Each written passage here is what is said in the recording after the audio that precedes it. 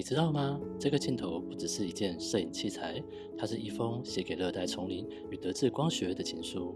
这个镜头专属于徕卡 M 系列的镜头，不夸张的说，这几乎是徕卡目前最锐利、最立体感的90厘米镜头。Hello， 欢迎来到一群网友，我是 Ryan， 今天还有我们的张总。嗨，大家好。好，张总，我们今天听说有一个非常稀有的东西，非常的兴奋。那今天这到底是什么东西 ？OK， 延续我们上一次 M11P 的 Safari， 那讲一下历史啊。好，2019年M10P Safari 做的时候，其实有一起做了一颗50 F2 Safari 的镜头，然后随即不久，在当年底还是隔年，又有2颗90 F2 APO 跟282的2颗 Safari 镜头，所以说Safari 镜头也一共只有这3颗。那因为上一次我们开箱11P Safari 的机身，其实蛮多客人希望能够再找到这个 Safari 的镜头，可是问题呢，90 F2 跟28 F2 这2颗镜头限量当初只有各250颗，所以虽然我也没有找很久，可是真的不太容易找，就在这边。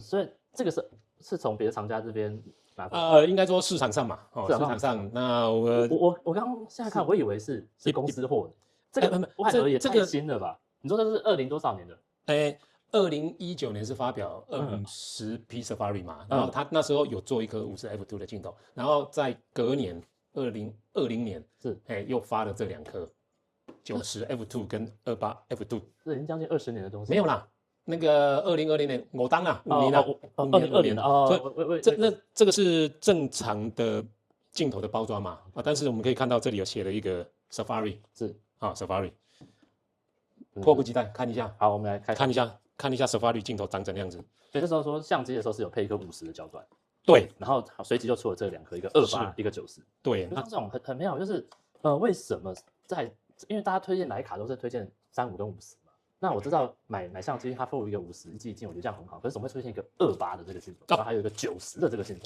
其实像我们这种我们喜欢照相的从以前到现在，其实喜欢照相的镜头，不管你用定焦镜，不管你用 Zoom， 我们最好镜头都可以具备广角、标准、望远。那28当然就是所谓的广角那50就是标准。那90应该所谓的望远镜头。这样子我出去拍照我都可以拍啦，对不对？这样要带3台相机，没关系嘛，不用，带3颗镜头就好。同一个机再带3颗镜头。来，这个就是 Safari 的28 F2， 哇，很漂亮，28的焦段。好，我们来看看90的焦段，是望远镜头。对，镜头很新哦。可是90好像也不能拿来打鸟。可以啦。90打鸟吗？我们前面公园那边有比较大的那个不知道什么鸟，那它不大会飞嘛，蛮近的话。所以天空的就算，就是天上飞的不要说90啦，我看没有70-200至少也是还 OK。70-200打鸟应该也还不行哦。对，如果它这样再上去一点会比较好玩。对，70-200可以去那个巨蛋拍那个演唱会吗？棒球的可以，啦啦队嘛对。来，这个90好漂亮。其实它不重不会，而且它600公克你这样子手这样子摸除了 Safari 漂亮之外，你没有发觉手这样子摸？我们今天没有戴手套嘛？对，你会发觉它连指纹什么都不大容易上。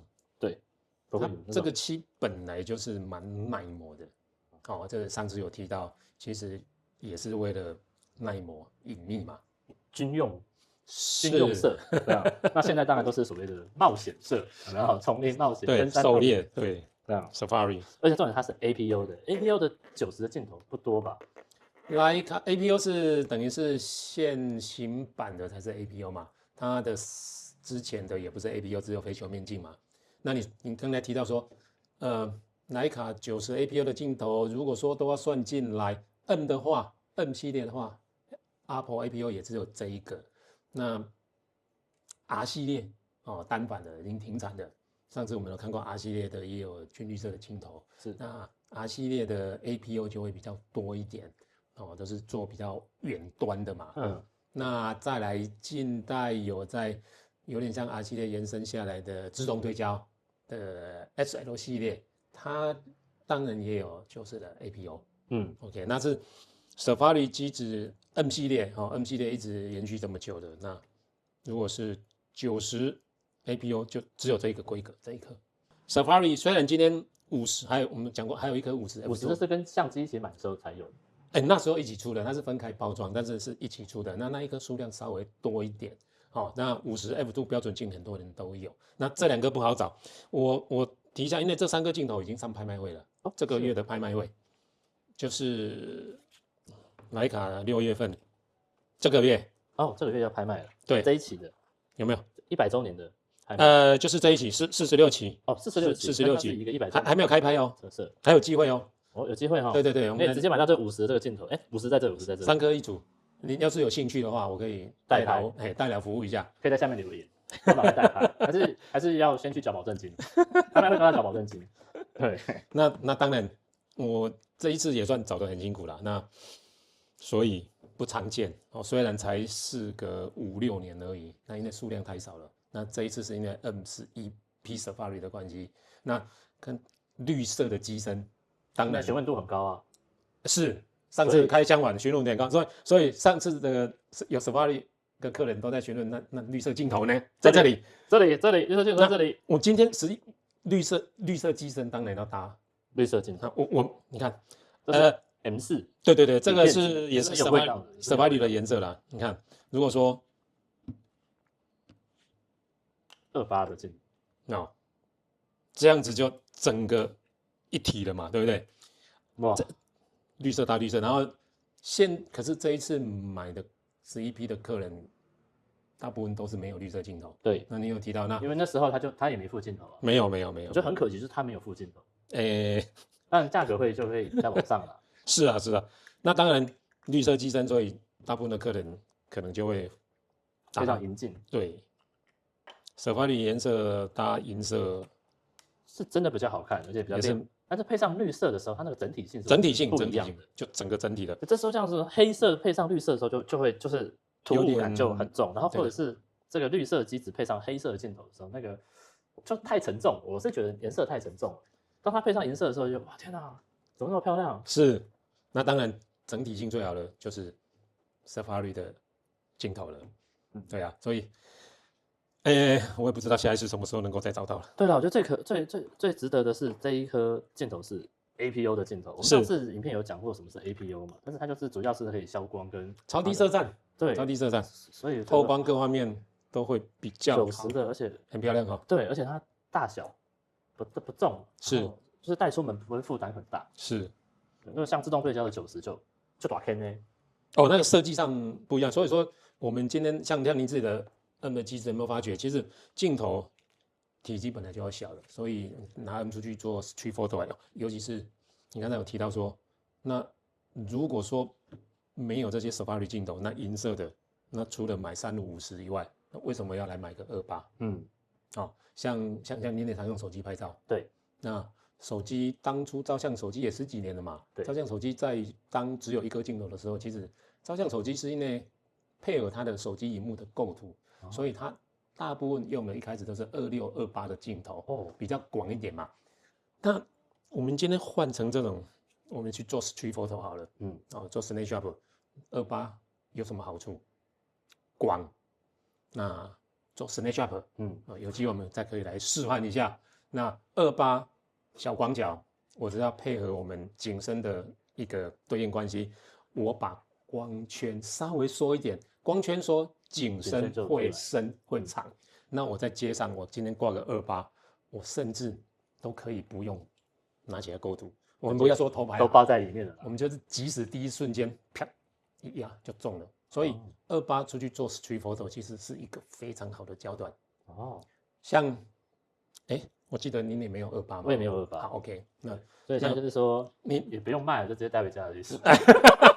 等一下录完影都直接拿回家 ，OK， 那没关系，没有绿色的我还有银色的银色的不错所以有银色90 APO 对，银色90 APO 这个您问到这个要解释一下，我最近其实也在找90 F2 APO 这个我刚才我们听到说只有这个规格嘛，M 的90的焦段 Apple 就是这个规格，它有没有银色的？曾经出过，哇，那这就是你也在找几颗？300颗。其实前一阵子有客人要我找，我还没找到，还没找到哦。有需要的下面顺便留言。我尽量，好不好？我尽量。你看刚才那个拍卖，我也没看过。哦，因为这么稀少，300颗就这么难找。那这样子，这一次我们找到这个很不容易，各250颗哦，很不容易，是，而且还是同一个。我从同一个地方，对不对？人家割爱给我的，真的不容易。对，需要的朋友下面留言。是，我怕留言的时候就已经卖掉了。那就找我们那个 Ryan 拿，找我拿。所以意思是说，如果今天一个像我们这种小白，就是我当初有一个很大的疑问，就是我拿到相机之后，然后我那时候套上的是50的焦段标准镜头，突然很不习惯，因为拿手机拍很习惯了嘛，拍街拍、拍食物、拍朋友、拍什么的，突然变得窄窄的，然后直的拿也不是，横的拿也不是，就觉得发生了什么事哦。所以那时候我们是习惯28的一个光角，突然到这样就有点不习惯，要去习惯一下这样。这个话题简单讲一下，因为照相手机其实已经改变了人类的拍照习惯，连构图方式。你看我们相机，我们是这样子构图吧？对，而且大部分拍照的习惯会对吧？大部分就拿起来就这样啊，点一点，好，就那个。其实为什么您用手机这么广，然后换到相机，你先挂上50，觉得视角变小了，但是呢，以拍照这件事情，以我们人，我看到什么东西，我希望捕捉下来的那个画面的那个视角是跟我人看到比较接近的，所以这个跟焦段有关系。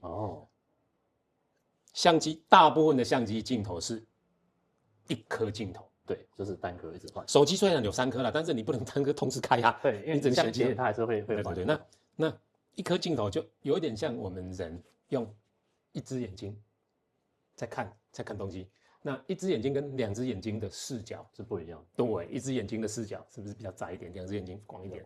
那这个是很基础的摄影课啦。对，就是当下就觉得哇，突然从手机换到相机的时候，突然好不习惯，拍的时候还是把手机拿出来这样比较快速，没有，因为比较以前广一点，不懂，就是说就是距离嘛，然后光圈嘛，对焦啊，然后对，就完全不太懂的时候，就拿到手动的那个镜头的时候，是会有一种很不习惯。